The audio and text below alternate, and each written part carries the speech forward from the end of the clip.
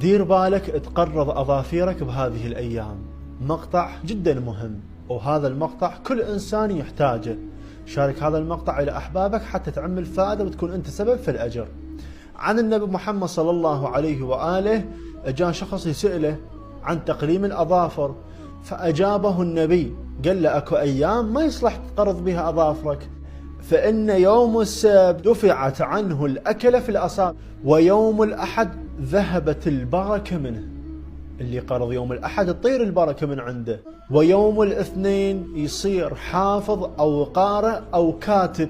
يوم الثلاثاء يخاف عليه من الهلاك. ويوم الأربعاء اللي قرض أظافيره يوم الأربعاء يصير سيء الخلق. يوم الخميس يخرج منه الداء.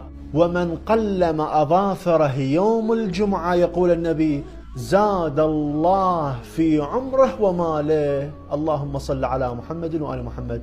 فالأيام اللي ما يصير بها تقرض أظافرك لا تقرض، انتبه لهاي الأيام، احفظ المقطع يمك، واضح؟ حتى شنو؟ حتى تنتبه على هذه الأيام. يقول النبي محمد صلى الله عليه وآله من قلم أظافره يوم الجمعة، قلم أظافره يوم الجمعة، يقول شيعه 70,000 ملك ويستغفرون له.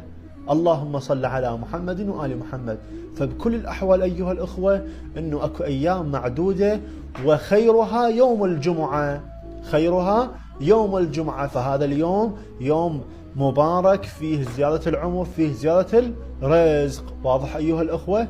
أسأل من الله أن يحفظكم وأن يوفقكم وأن يمد في أعماركم ببركة الصلاة على محمد